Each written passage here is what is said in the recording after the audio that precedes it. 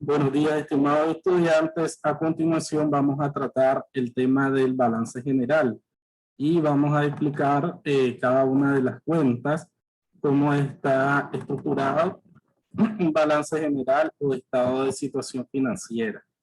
Entonces, veíamos anteriormente, o yo les explicaba los grupos con los que vamos a trabajar un balance general y cómo está compuesto cada uno de estos grupos. Entonces tenemos primero tenemos los grandes grupos de activo, pasivo y capital, que el activo es lo que tiene la empresa en billetes en moneda, en bienes tangibles, en bienes intangibles. El pasivo corresponde a todas las deudas que tiene la empresa, tanto a corto como largo plazo, y el capital se origina de la aportación de los socios y de las cuentas de resultados. Entonces, por un lado tenemos el activo y después tenemos que ver de dónde sale este activo. Si sale de recursos ajenos, que serían deudas, que son los pasivos. Y si este activo sale de recursos propios, que sería el capital. Atendiendo a estos tres grandes grupos, tenemos la clasificación del activo. Primero, el grupo de activos circulantes. Aquí solo vamos a hacer un grupo de activos circulantes, iniciando con la cuenta de caja. En la cuenta de caja tenemos el dinero en efectivo, las billetes o monedas, o pueden ser cheques, lo que generalmente se mantiene en una caja dentro de una empresa. Entonces ahí vamos a ver que todo lo que se considere efectivo y que está recibido en caja, lo vamos a incluir dentro de esta cuenta. Y está la cuenta de bancos que va a representar el valor de los depósitos en las cuentas bancarias de la empresa. Les explicaba que las empresas pueden tener cuentas bancarias tanto en Córdoba como en dólares en los diferentes bancos. Esto para agilizar sus operaciones y lo que tiene que ver con la recuperación. Entonces, por lo general, vas a tener cuenta en Córdoba, cuenta de dólares en los diferentes bancos del sistema financiero. También como todo circulante, vamos a incluir los clientes, que los clientes o las cuentas por cobrar se van a originar de ventas de mercancías al crédito. Entonces, todas esas ventas que quedan fiadas, entonces ahí las vamos a contabilizar como clientes o cuentas por cobrar. Está la cuenta de documentos por cobrar, que va a ser originada por esas ventas al crédito, pero que también lleven aunado un documento como una letra de cambio o un pagaré. En caso que nosotros vendimos al crédito, pero el cliente nos firma un pagaré, en ese caso lo vamos a clasificar como documentos por cobrar. Está la cuenta de deudores diversos para aquellas deudas, pero que no significan venta de mercancía, sino, por ejemplo, la venta de una computadora o de un vehículo y al crédito. Entonces, como no es mercadería, entonces no la registramos en cuentas por cobrar, sino que abrimos la cuenta de deudores diversos. Entonces ahí van ventas diferentes a mercancía al crédito. Después tenemos el IVA acreditable, que ahí vamos a contabilizar todas las compras que incluyan IVA. Entonces toda compra que incluye, desde compra de mercadería, compra de materia prima, hasta compra de un vehículo, de una computadora que lleva IVA, entonces todo eso lo vamos registrando como IVA acreditable. Después tenemos la cuenta de mercancías o inventarios. Entonces las mercancías o el inventario va a ser todo lo que compramos. Toda la mercadería que compramos para revenderla, la vamos a contabilizar en la cuenta de inventario o mercancía una vez que la mercadería haya ingresado a bodega, que yo expliqué que por lo general las empresas de compra-ventas entonces tienen bodegas donde van a ingresar todas las compras de mercancía. Obviamente después van a ir la salida una vez que vayan vendiendo los productos. Existe la cuenta de mercancías en tránsito para todas aquellas compras que ya han sido facturadas y no se encuentran en las bodegas de las empresas. Se da mucho cuando vos importás mercadería del exterior, de otro país. Entonces esta mercadería vos la pagás primero y después viene un tiempo en el que la mercancía va en tránsito, es decir, va en el avión, está en aduana, el proceso de desaduanar, y dilata un periodo de 15 a un mes. Y durante ese tiempo que que no ha llegado a la bodega, entonces la contabilizamos mercancía en tránsito. Una vez que la mercadería la ingresamos a bodega formalmente, entonces la pasamos a inventario, que por lo general les explicaba que en las empresas hay una persona, un bodeguero, que es la persona que va a estar encargada de registrar todas las entradas y la salida a bodega. Entonces, depende de eso, vamos a registrar si una mercancía está en tránsito o está registrada ya en el inventario. La cuenta de anticipo a proveedores va a ir para aquellos pagos previos de ciertos productos. Vamos a comprar mercadería, pero ese proveedor nos pide un anticipo. Por ejemplo, te voy a asegurar tu compra, pero damos un 10% del total de la compra. Entonces, ese 10% yo lo voy a contabilizar como un anticipo a los proveedores. Estamos hablando de activos circulantes, todas las cuentas anteriores. Ahora vamos al grupo de activos fijos. Los activos fijos son los activos tangibles, bienes tangibles que se pueden ver, se pueden tocar, y que además les explicaba que los activos fijos sufren depreciación. La depreciación es la disminución del valor de los activos fijos, que más adelante se estará abordando cómo calcularla. Por ahorita solo nos compete clasificar y saber cuál es el concepto de cada una de las cuentas.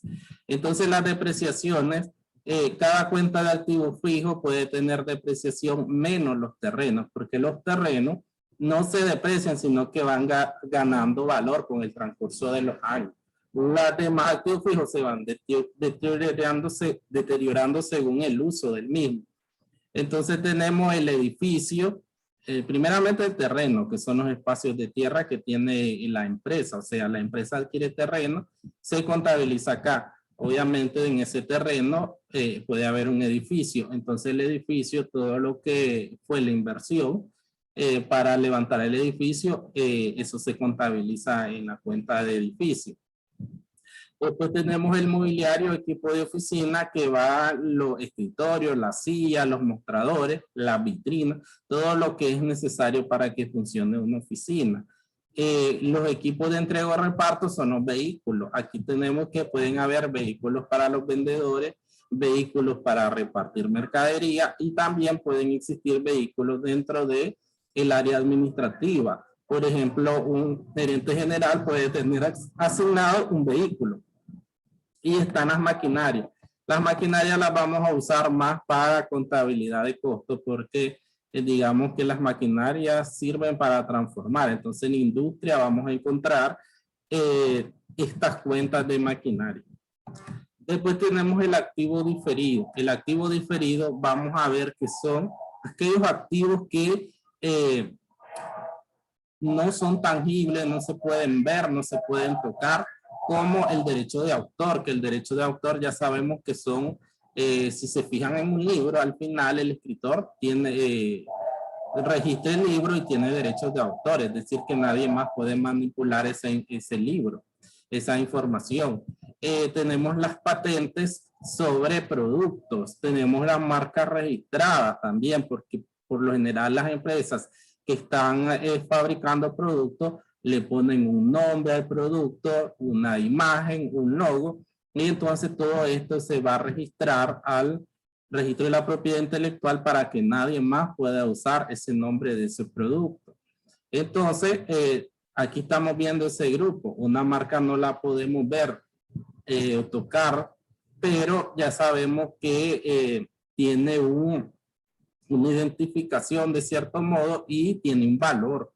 Tenemos también a las franquicias, que las franquicias son esos nombres comerciales de empresas que ya tienen una gran participación en el mercado y entonces que todo el mundo reconoce. Es donde decía un ejemplo de la TikTok, que la TikTok La TikTok es una franquicia que, por ejemplo, yo en Bandai me puedo comprar la franquicia de TikTok por miles de dólares y eso me da a mí un derecho de ponerle a mi negocio TikTok. Pero ahí no estoy violando ningún usurpación de nombre porque yo compré la franquicia, hice un acuerdo con el dueño para usarlo. A cambio le di dinero y ella me da el nombre. Entonces yo, ¿por qué lo hago? Porque tal vez si inicio una rosticería con otro nombre nadie va a llegar, pero como es TikTok, entonces ya tiene un mercado de personas que se identifican con la marca. Por eso es que las empresas ya consolidadas con una amplia participación en el mercado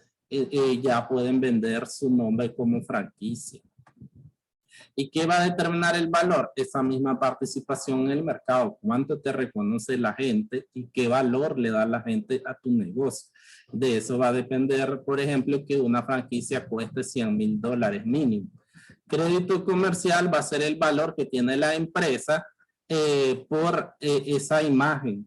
Ese crédito mercantil o comercial es, por ejemplo, la empresa se constituyó por $100,000, por ejemplo, y tiene $100,000 de utilidad. Entonces, podríamos decir que la empresa vale $200,000, pero aquí se le va a añadir un valor por imagen, por reputación. Entonces, ahí ya no puede valer $200,000. La empresa por su imagen y su participación en el mercado vale unos $500,000. Entonces, ese valor añadido al negocio es lo que se contabiliza como un crédito comercial. Tenemos los gastos de instalación, que son todos los gastos que se incurren al inicio para acondicionar la empresa, el local donde va a estar. Entonces, todos esos gastos se van a contabilizar acá. Está la papelería y útiles, que tiene que ver con todo lo que se necesita en una oficina, como lapiceros, como papel bond, como libros, registros, borradores, tinta, todo lo que necesites de papelería y útiles para funcionar una oficina, entonces se contabilizan acá. Las primas de seguro, que tienen que ver que por lo general las empresas al iniciar o en el transcurso de su vida pueden contratar diferentes tipos de seguros, como seguros contra incendios, seguros contra robo, contra accidentes y también contra seguros para el mismo personal. Entonces, todo lo que va como seguro lo contabilizamos acá. Las rentas pagadas por anticipado, porque si bien anteriormente veíamos que en activo fijo la empresa puede tener un terreno, después edificó, entonces tiene terrenos, tiene edificios que son propiedad de la empresa, pero pueden haber empresas que no hagan este tipo de inversiones, sino que alquilen un espacio, un local, un módulo. Entonces, aquí va a pagar renta. Entonces, todas las rentas pagadas por anticipado se van a ir acá a esta cuenta. Intereses pagados por anticipado, igual esto se refiere a créditos o préstamos que haga la empresa y que tenga que pagar, ya sabemos, interés. Pero cuando sean anticipadamente que se paguen esos intereses, los vamos a registrar acá. En el grupo de otros activos van aquellas cuentas que no forman parte de los 3 grupos anteriores y entonces se van a agrupar a otros activos, como los depósitos en garantía. Si nos vamos al ejemplo más sencillo sobre que la empresa está arrendando un lugar, un espacio, entonces te van a pedir un mes de depósito en garantía. Y así, sobre otros tipos de contratos, sobre ventas, compras, exigen un depósito en garantía, que es decir que ahí dejas una parte de dinero que una vez que se venzan contratos, a vos te lo van a regresar. Por eso ese dinero sigue formando parte de tus recursos, porque en cualquier momento ese monto se va a hacer efectivo. Siempre va a estar a tu favor. También tenemos el fondo para amortización de obligaciones, que tienen que ver con cantidades de dinero que vos tengas ahí como un fondo para cualquier obligación. También está la propaganda y publicidad, que en estos tiempos sabemos que toda empresa debe contar con publicidad, porque sin publicidad no somos nada. Entonces, todas estas inversiones en propaganda y publicidad, en radio, en televisión, ahora con las redes sociales, todo eso se va a contabilizar en esta cuenta de propaganda o publicidad. En el segundo gran grupo tenemos a los pasivos, y en los pasivos la identificación va a ser, o la clasificación en corto plazo y largo plazo. Entonces, a corto plazo vamos a incluir todas aquellas cuentas que el plazo sea menor a 1 año, y a largo plazo todas las cuentas mayores a 1 año. Y ya sabemos que los pasivos son las obligaciones, son las deudas que tiene la empresa con diferentes organismos, instituciones, con diferentes personas. El primer grupo van a ser los pasivos circulantes a corto plazo. ¿Y cómo los vamos a identificar? Con que estas deudas sean menores a 1 año. Entonces ahí podemos tener los préstamos bancarios a corto plazo, un préstamo del banco que nos otorgó el banco, pero que sea menor a 1 año. Las deudas con los proveedores que se van a originar de toda compra al crédito. Es decir, vos tenías que comprar mercancía, pero no tenés dinero en ese momento y recurrí a que te den la mercadería de crédito. Entonces ahí vamos a contabilizar los proveedores. Después tenemos los impuestos por pagar, porque como les explicaba, todas las empresas de su ganancia tienen que pagar el 30% anual, y también tienen que ir pagando el 1% del anticipo y lo que es el IVA.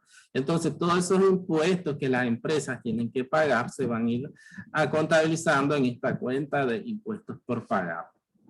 Los dividendos por pagar, también les explicaba que todos los años las empresas al final de un año ven todos sus resultados. Entonces, al final ven si ganan o pierden. En el caso de que ganen, entonces viene la decisión de qué se va a hacer con esa ganancia. Entonces esa ganancia se puede dividir entre los socios, entre los dueños. Entonces ahí viene la parte de dividendos por pagar. Y se va a dividir, como ya les explicaba en clase, de acuerdo a la aportación de dinero que dieron en una sociedad anónima, obviamente. Los anticipos de cliente van a ser cobros anticipados a cuentas de futuras ventas. Es decir, un cliente nos dice, necesito que me asegure la venta de 10,000 productos y yo te voy a dar ya un anticipo de $10,000. Entonces, ese dinero que a mí me está entregando a cuenta de una futura venta es un anticipo de cliente. Tenemos las deudas con acreedores diversos, que van a ser aquellas deudas que no van a ser de mercadería. Entonces yo, por ejemplo, necesito un vehículo. Entonces la Casa Pelas a mí lo obtengo al crédito, el vehículo. Entonces ahí lo tengo que clasificar en acreedores diversos y no en proveedores, porque proveedores va a ser solo por mercadería al crédito. Cuando sea una laptop, una maquinaria, cuando sea un vehículo, entonces no es deuda de mercadería, es otra deuda. Por eso va a acreedores diversos. En la cuenta de gastos acumulados, no pagados o por pagar, vamos a tener todas las prestaciones que tienen los trabajadores. Aquí por lo general va a estar las vacaciones, el aguinaldo, la indemnización. ¿Y por qué? Porque cada quincena o cada mes, según a cómo se le pague al trabajador, se le va a ir acumulando sus prestaciones, porque ya sabemos que las vacaciones se pagan cada 6 meses, el aguinaldo se paga cada año, la liquidación hasta una vez que se va de la empresa el trabajador. Entonces, mientras se vaya acumulando todos esos gastos, entonces para la empresa es un gasto, obviamente, porque tiene que pagarlo en una determinada fecha. Podemos tener provisiones para contingencia, el pasivo para cubrir gastos, pérdidas no controladas por la empresa, por ejemplo, un incendio, un robo. Y por último tenemos la porción a corto plazo de los pasivos a largo plazo. Esto nos quiere decir que toda pasivo a largo plazo va a tener una proporción a corto plazo. Por ejemplo, un préstamo por el banco a 5 años. Entonces sabemos que ese préstamo es a largo plazo. Pero nosotros vamos a estructurarlo de la siguiente manera. Vamos a dejar de los 5 años, 1 año a corto plazo. y 4 años a largo plazo. Es decir, que tenemos una proporción a corto plazo de ese pasivo a largo plazo. Igualmente si fuera a 10 años. Si a 10 años dejamos un año corto y los 9 restantes a largo plazo. Después tenemos los pasivos a largo plazo que ya sabemos que los vamos a identificar como aquellas deudas mayores a un año. Entonces ahí tenemos los préstamos bancarios a largo plazo, porque por lo general un préstamo con el banco es mayor a un año. Entonces por lo general todas las deudas con el banco van a estar en esta cuenta. Las hipotecas por pagar tienen que ver con aquellos préstamos que le haces al banco o que el banco te hace a vos el préstamo a tu favor, pero que te exige una hipoteca sobre un terreno, un bien. Entonces, cada vez que el banco te pida una garantía hipotecaria, lo vas a contabilizar como hipoteca por pagar. Si el banco no te pide garantía hipotecaria, lo llevas a deuda bancaria a corto plazo o a largo plazo. Después tenemos obligaciones por pagar por la recepción de servicios, cualquier servicio por ejemplo, aquí tenemos los servicios básicos como el agua, la luz, el internet, que todavía no te llegó la factura, pero aún no los has pagado. Tal vez no tenías dinero en ese momento, entonces ahí las obligaciones por pagar. Los intereses cobrados por anticipado, sobre intereses ya sabemos, sobre préstamos y otros pasivos a largo plazo. Igual podemos incluir algún concepto que no esté dentro de estos anteriores, lo llevamos a otros pasivos a largo plazo. Por ejemplo, un ejemplo que podemos ver ahí puede ser que alguno de los socios dio un préstamo a la empresa. Entonces ahí lo podemos clasificar, esa cuenta por pagar a ese socio en otros pasivos a largo plazo. En el caso, obviamente, que sea mayor a un año. En el patrimonio va a representar los recursos que tiene la empresa y ¿quién ha dado estos recursos? Los socios, los dueños. Y vemos que, por ejemplo, vamos a tener el capital social que va a ser todo ese aporte de los socios. Entonces, al inicio que vamos a formar una empresa, los socios vamos a ver qué es lo que van a aportar. Como les decía, pueden aportar dinero, pueden aportar maquinaria, vehículo, equipo de cómputo, y todo se valoriza, se le da un valor para monetizar cada uno de los aportes que dieron. Entonces ahí se forma el capital social. Ya después los socios pueden hacer futuras aportaciones, pero todo tiene que quedar registrado ante abogados y ante el registro público mercantil. Cualquier aportación de socios. Todo esto, todo lo que es el capital social original, después todas las aportaciones de socios, las vamos a ir registrando aquí en capital social.